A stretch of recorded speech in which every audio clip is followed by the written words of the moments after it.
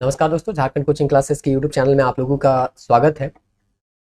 JSSC CGL exam रद्द होने के बाद विद्यार्थियों को एक उम्मीद जगा है जेपीएससी से, क्योंकि नोटिफिकेशन के साथ ही साथ यहाँ पे एग्जाम डेट को भी मेंशन किया गया है 17 मार्च 2024। कुल 10 सर्विस के लिए एग्जाम लिया जा रहा है। पदों की संख्या अगर हम देखें तो 342 पद है। सिविल सर्विस के दृष्टिकोण से काफी ज्यादा ये माना जा सकता है, क्योंकि एमपीएससी में भी आप देखिए मात्र 7 पदों के लिए वहां पे वैकेंसी निकाला गया है।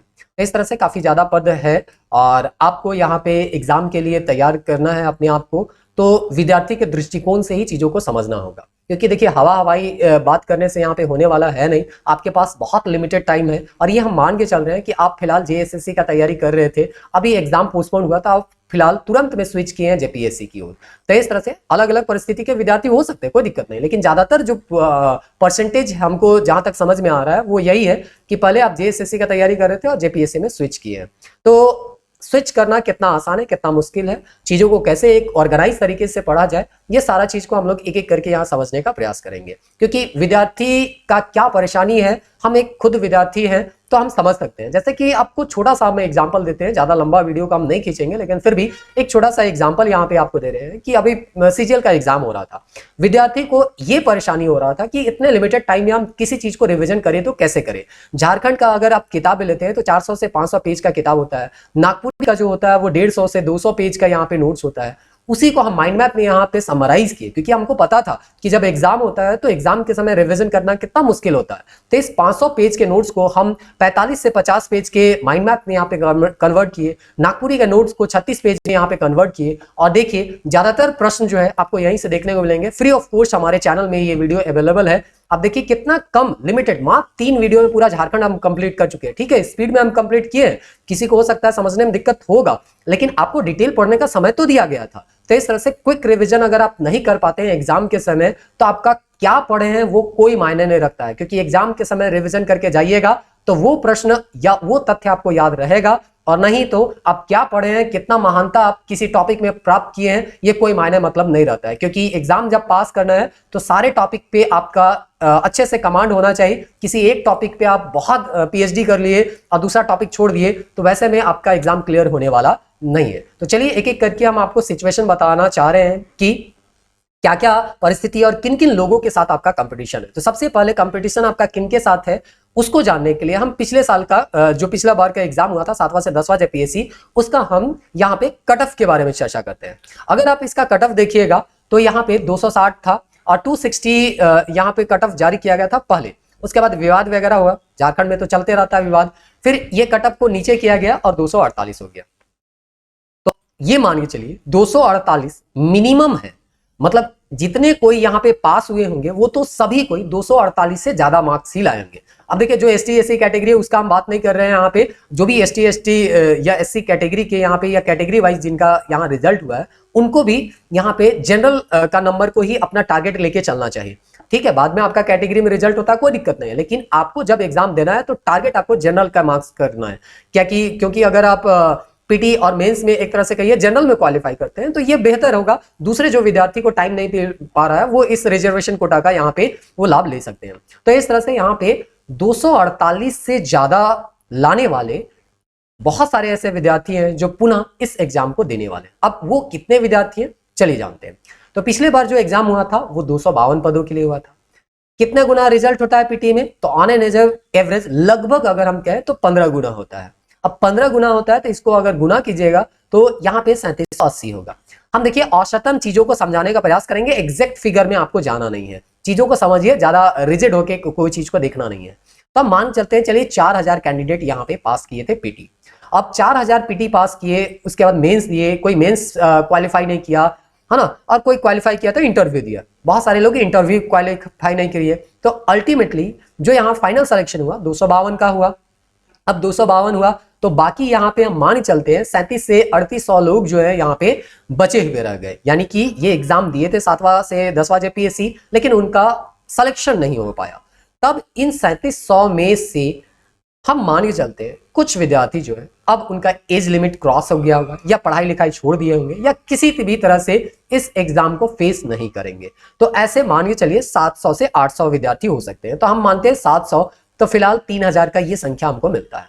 तो 3000 आपको ऐसे विद्यार्थी मिल जाएंगे जो पिछले बार एग्जाम दिए थे इसी सिलेबस में और 248 नंबर से ज्यादा मार्क्स ला चुके हैं।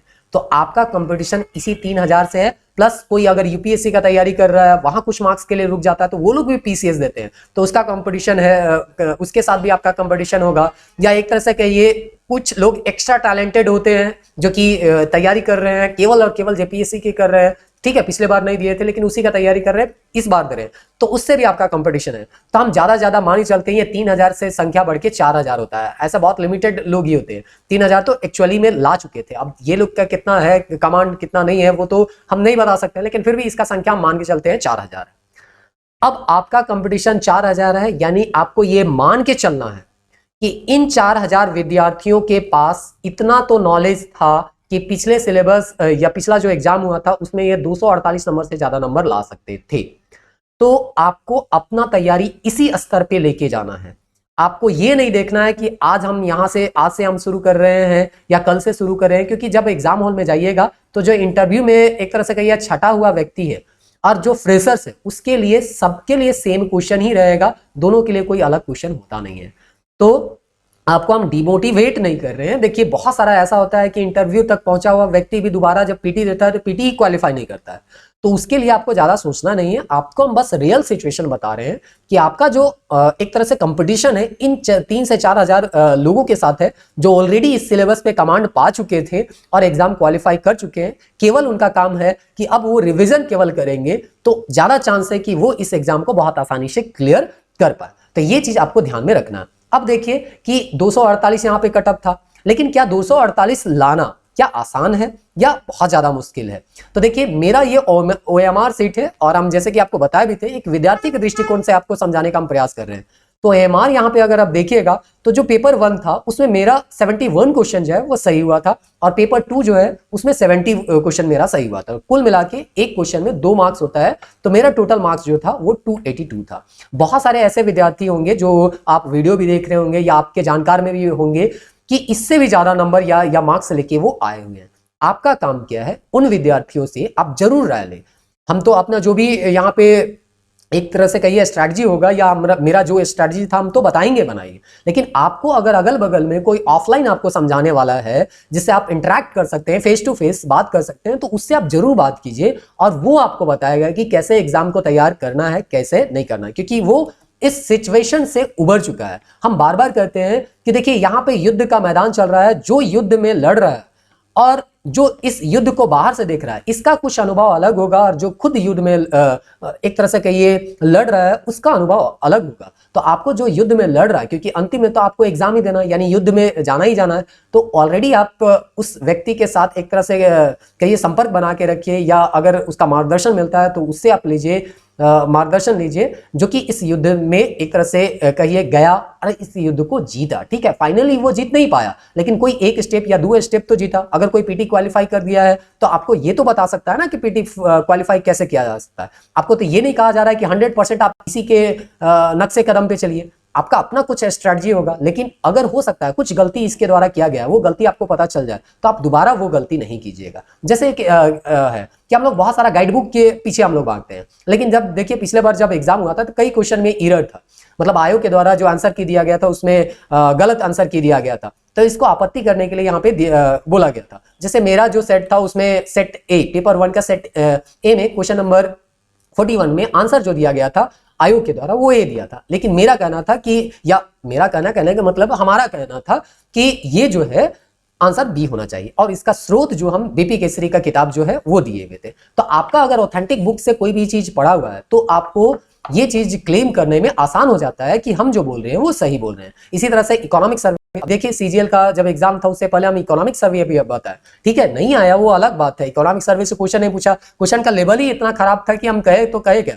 लेकिन फिर भी हमको तो काम है कि तैयार करके जाना, क्योंकि जेपीएससी में इस तरह के क्वेश्चन यहाँ पे आए थे तो इसीलिए हम आपको सीजीएल में भी बता के गए। अब क्वेश्चन पेपर लीक हो जाएगा कौन जान रहा था, या क्वेश्चन का स्टैंडर्ड ऐसा रहेगा उसको कौन जान रहा है, तो हमको अपने आप को तैयार करके जाना है। बाकी वहां क्या होता है वो रियल सिचुएशन को आपको फेस करना होगा, तो इस तरह का है। तो जो आपको यहाँ पे हम बताएंगे वो तो आपको पिछले वीडियो में भी अगर आप देख रहे होंगे, चैनल हमारे से मेरे चैनल से यहाँ पे जुड़े हुए होंगे तो आपको पता होगा कि हम लोग जो है कोई भी सोर्स यहाँ पे जो यूज कर रहे हैं वो गाइड बुक जनरली बहुत कम होता है, ज्यादातर जो किताब है वो ऑथेंटिक बुक ही है, और पेज नंबर के साथ यहाँ बहुत जगह यहाँ पे रेफरेंस दिया गया है कि कौन किताब में से ये तथ्य को उठाया गया, ताकि बाद में कभी कोई तथ्य में अगर किसी तरह का कंफ्यूजन होता है तो आप आयोग को भी क्लेम कर सकते हैं कि ये जो है शैलेंद्र महतो के किताब में था, या ये बिमला चरण शर्मा के किताब में है, या संजय कृष्ण के किताब में है, या एक तरह से कहिए विद्याभूषण जी के किताब में। तो इस तरह से क्लेम कर सकते हैं। आप कब कर सकते हैं? जब आपको ये पता हो कि ये जो मेरा सोर्स है वो ऑथेंटिक सोर्स है। तो इस तरह से ठीक है, अपना से आप बना नहीं सकते हैं तो कम से कम आप उस तरह के सोर्स को ढूंढने का प्रयास कीजिए जो इस तरह के ऑथेंटिक बुक से यहाँ पे बनाए हुए हैं, और ये चीज आपको बहुत लिमिटेड टाइम में आपको ये जांचना होगा। दूसरा चीज होता है क्या है कि हम लोगों को जो आसान सब्जेक्ट मिल जाता है, या एक तरह से कहिए भले वो लेंदी का लेंदी रहे, लेकिन फिर भी हम लोग उसी में टाइम वेस्ट कर देते हैं। जैसे कि एक हम छोटा सा बात करते हैं यहाँ सिलेबस को। आपको सिलेबस अभी समझा दिया गया होगा, बहुत सारे आप वीडियो देख चुके होंगे, वहां पे आपको बताया गया होगा कि कितना दिन में कितना है ना क्वेश्चन को आपको बनाना है, कितना टारगेट करना है। लेकिन आप क्या ये ध्यान दिए कि इंडियन पॉलिटी के अंतर्गत यहाँ पे 10 क्वेश्चन है, और 10 क्वेश्चन में 4 क्वेश्चन जो है कॉन्स्टिट्यूशन में है, और 4 और 2 क्वेश्चन जो है वो पब्लिक एडमिनिस्ट्रेशन, गुड गवर्नेंस और पंचायती राज और म्युनिसिपैलिटी से है। पंचायती राज और नगर पालिका तो ऑलरेडी हम पढ़ा चुके हैं जेएसएससी सीजीएल के संदर्भ में। तो यहाँ पे आप अगर देखिएगा इस सेक्शन को, पब्लिक एडमिनिस्ट्रेशन, गुड गवर्नेंस, देखिए ये नया टॉपिक है तो लोग इस पे फोकस भी नहीं कर रहा है, ज्यादा आपको वीडियो भी ये नहीं दिखेगा। लेकिन अगर इसका नोट्स देखिएगा तो आपको इंडियन कॉन्स्टिट्यूशन की तुलना में बहुत लिमिटेड मिलेगा। मात्र 56 पेज का ये क्वेश्चन एक तरह से कहिए नोट्स है, क्लास नोट्स है, और जिसको पढ़ने से आपका लगभग 4 क्वेश्चन जो है वो तैयार हो जाता है, और ना केवल पीटी के लिए तैयार होता है बल्कि मेंस के लिए भी तैयार हो जाता है। क्योंकि जब हमको यहाँ पे पब्लिक एडमिनिस्ट्रेशन दिया गया तो यहाँ टॉपिक तो क्लियर नहीं किया गया है कि क्या पढ़ना है पब्लिक एडमिनिस्ट्रेशन में, तो हम ये पब्लिक एडमिनिस्ट्रेशन का टॉपिक कहां से ढूंढेंगे? तो मेंस के सिलेबस से, और मेरा मेंस भी तैयार होगा और पीटी भी तैयार होगा। इसीलिए कहा जाता है आपको कम समय है वो ठीक बात है, लेकिन अपना स्ट्रैटेजी ऐसा रखना है कि पीटी प्लस मेंस दोनों आपका तैयार हो जाए, और आपको मतलब एक तरह से कहिए एक्स्ट्रा मेहनत करने से आगे जाके बचना पड़े। क्योंकि अगर थोड़ा स्मार्टली आप तैयार कीजिएगा तो आपका मेंस भी तैयार हो जाएगा, पीटी भी तैयार हो जाएगा, और कम समय में ही तैयार हो जाएगा।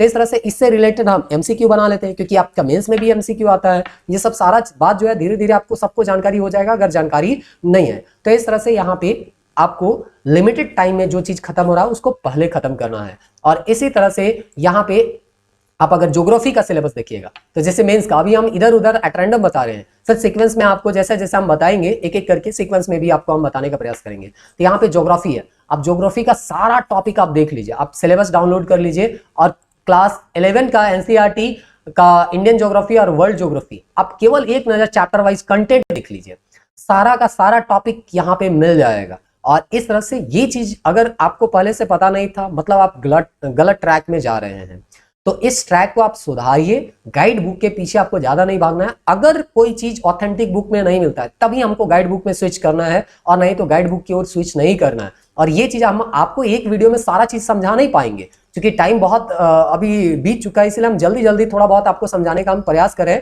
फिर अभी पेपर 2 जो है उसको हम थोड़ा सा बताने का प्रयास करेंगे कि कैसे आप जेएसएससी का तैयारी कर रहे थे तो जेपीएससी में कैसे स्विच कर सकते हैं।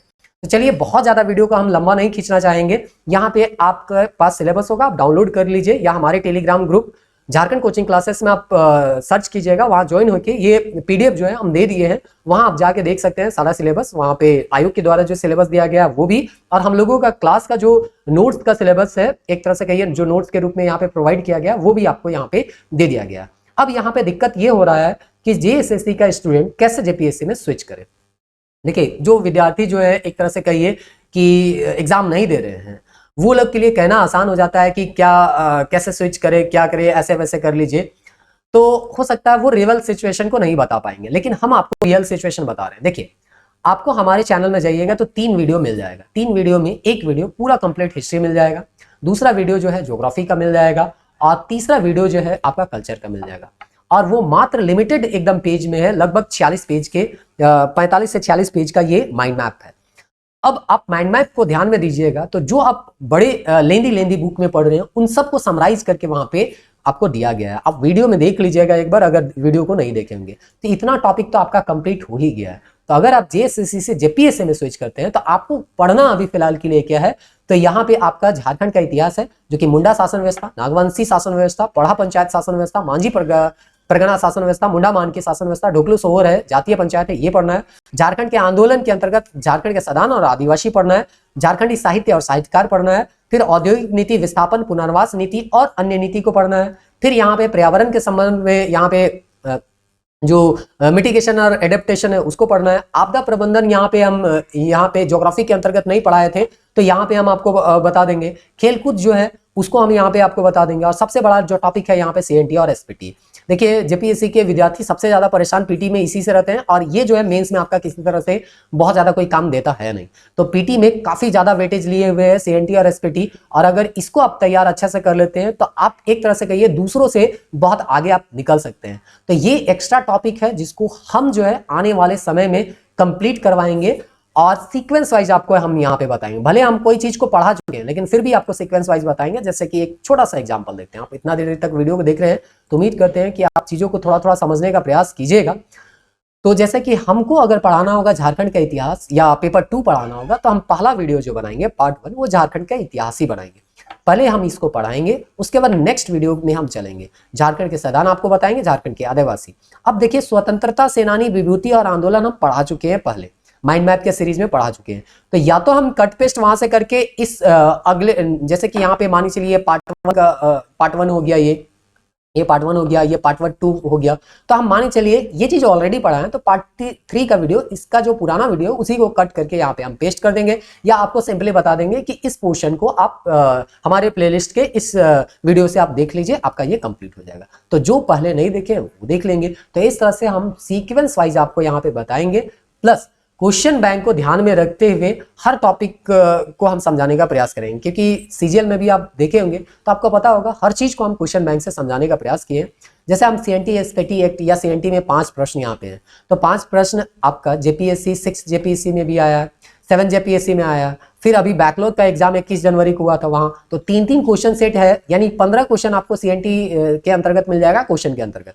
तो जो टॉपिक पढ़ाया जाएगा उसका क्वेश्चन भी करवाया जाएगा, और प्रयास करेंगे पेपर 1 से संबंधित भी यहाँ पे जो एक्स्ट्रा टॉपिक है, जैसे ह्यूमन राइट्स है, इन्वायरमेंट प्रोटेक्शन, बायोडाइवर्सिटी है, क्लाइमेट चेंज है, इससे संबंधित चीजों को भी यहाँ पे हम समझाने का प्रयास करेंगे। और उसके बाद जो है बाकी कुछ जैसे यहाँ पे 10 क्वेश्चन जो है वो झारखंड का तो ही है, तो यहाँ से ही आपका कंप्लीट हो जाएगा, आपको ज्यादा इसके लिए अलग से तैयार करना नहीं है। तो इस तरह से पेपर 1 का अलग से एक वीडियो में हम लोग चर्चा करेंगे। एक ही वीडियो में थोड़ा होच पोच हो जा रहा है, क्या बताए क्या नहीं, ये मतलब बहुत सारा चीज जब छोटे से वीडियो में बताना होता है तो थोड़ा समस्या होता है। 1 घंटा का वीडियो बनाना चाहे तो आराम से आप बता सकते थे, लेकिन थोड़ा स्पीड में समझने का आप प्रयास कीजिए, क्योंकि टाइम लिमिटेड है तो आपको समझना ही पड़ेगा। और एक ही वीडियो तो है नहीं, जैसे जैसे हम वीडियो बनाते जाएंगे वैसे वैसे चीजों को और थोड़ा थोड़ा आपको बताएंगे। तो आपको सप्ताह 15 दिन में आपको पूरा जो सिलेबस है वो पूरी तरह से क्लियर हो जाएगा, कैसे पढ़ना है कैसे नहीं पढ़ना है, धीरे धीरे आपको समझ में आने लग जाएगा। अगर आप नए हैं, और पुराने हैं तो आपको तो ऑलरेडी आपको पता होगा। और इस तरह से यहाँ से अब नेक्स्ट वीडियो जो हम लोग लाएंगे वो आपको हम थोड़ा बहुत इस पे कवर करेंगे, पेपर 1 कैसे यहाँ पे करना है, और उसके बाद जो है यहाँ पे हम जो है सीधे क्लास यहाँ पे प्रारंभ करेंगे, जो कि हमारा क्लास जो होगा वो आपका झारखंड के इतिहास से होगा, मुंडा शासन व्यवस्था से। रही बात माइंड मैप का पीडीएफ का, तो पीडीएफ भी हम लोग बहुत जल्द उपलब्ध कराने का प्रयास कर रहे हैं, पूरा कोशिश कर रहे हैं कि पीडीएफ उपलब्ध करा दिया जाए। कुछ काम वहां पे बाकी है, वो जैसे कंप्लीट होता है हम लोग पीडीएफ उपलब्ध करा देंगे। लेकिन पीडीएफ जो रहेगा वो आपका जो जेएसएससी का सिलेबस है उतना ही तक का रहेगा, क्योंकि अभी जेपीएससी का पीडीएफ हम लोग मतलब ये जो कंटेंट यहाँ पे है, जो कि हमारे टेलीग्राम में आपको मिल जाएगा ये कंटेंट, तो इस कंटेंट का आपको माइंड मैप अभी फिलहाल मिलने वाला नहीं, क्योंकि इसका हम बनाए नहीं। तो जैसे जैसे हम पढ़ाते जाएंगे वैसे वैसे माइंड मैप बनाएंगे, और फिर एग्जाम जैसे करीब आ जाता है तो फिर हम उसको प्रोवाइड कर देंगे। तो इस तरह से ये वीडियो थोड़ा सा लंबा हो गया और थोड़ा लेंदी भी हो गया, थोड़ा हो सकता है आपको समझने में दिक्कत भी होगा, लेकिन वीडियो को अंत तक देखिए, इसके लिए बहुत बहुत धन्यवाद। धीरे धीरे सभी चीज़ों को हम समझाने का प्रयास करेंगे, और चीज़ों को ऑर्गेनाइज करके आपको बताने का हम प्रयास भी करेंगे। मिलते हैं नेक्स्ट वीडियो में, तब तक के लिए जय हिंद।